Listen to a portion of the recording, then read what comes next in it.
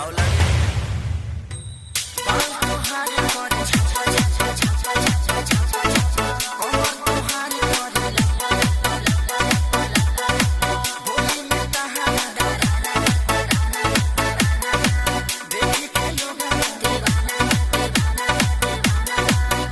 करिएवा पूर्वी के भाव लगे।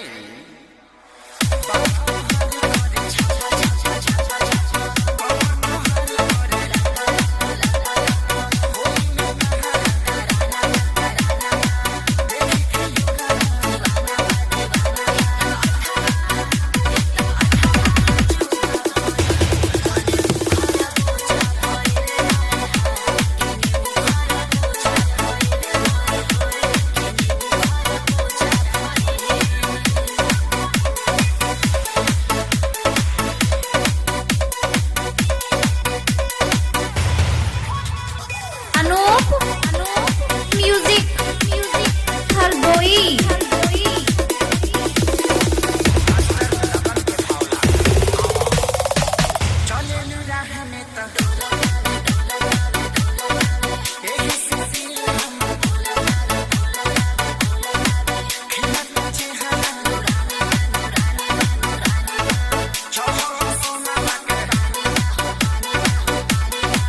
मास्टर डीजे के भाव लगे।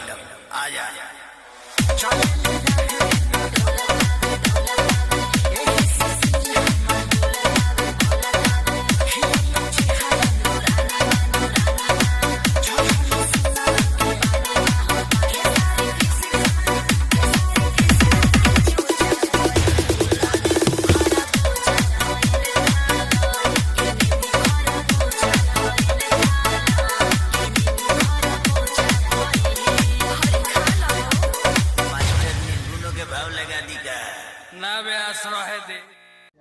हेलो फ्रेंड्स, स्वागत है एक नई एफएलपी में। और एफएलपी का नाम है कि नींबू खरबूजा भइल और केसारी लाल यादव का सॉन्ग है। काफ़ी अच्छा सॉन्ग है भाई लोग। और इसे मैंने रिमिक्स किया। और इसमें क्या है, क्योंकि इसमें मिडी क्या बेस पे चल रहा है पूरा सॉन्ग। और इसमें दूसरी बात, हमारे फ़ोन में छोटी सी प्रॉब्लम है, टच नहीं यार काम करता है। फिर ट्यूटोरियल वीडियो बनाने में काफ़ी बड़ा वीडियो हो जाता है, तो मैं छोटा सा वीडियो डाल रहा हूँ। और इसमें पासवर्ड है, तो आपको पासवर्ड आपको मतलब मैं बोल के बताऊँगा। कुछ पासवर्ड स्क्रीन में आपको शो हो जाएंगे। तो गाइस, इसमें जो भी है काफ़ी अच्छा है, मतलब अपने हिसाब से और भी बढ़िया इसे हार्ड बनाया जा सकता है। क्योंकि जो बेसिक गाने का बनाने का तरीका होता है वो रियल तरीका यही है।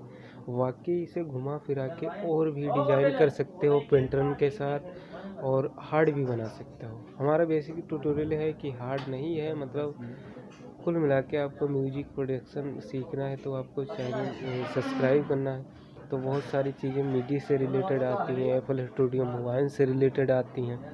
तो सारी चीज़ें इस चैनल पे आपको एफएल स्टूडियो मोबाइल से रिलेटेड मिलती हैं।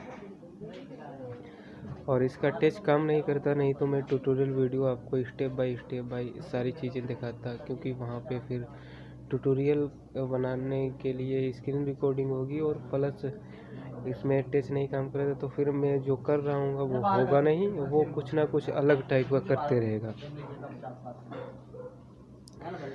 तो गाइस, इसमें पासवर्ड रहेगा। आपको पासवर्ड डालना है 9 और 0, आपको पासवर्ड डालना है। ये हमारा पासवर्ड रहेगा। और एफएलपी काफ़ी अच्छा है, इसे जितना चाहो आप उतना बढ़िया बना सकते हो। फिलहाल के लिए मिलते हैं नेक्स्ट वीडियो में। Take care bye. क्योंकि मैं थोड़ा सा बाहर हूँ, तो आप देख सकते हो ऐसी कंडीशन हमारी है। तो पूरी तरह से माहौल इसी टाइप से, पूरा ठंडी का मौसम है भाई लोग। तो मिलते हैं।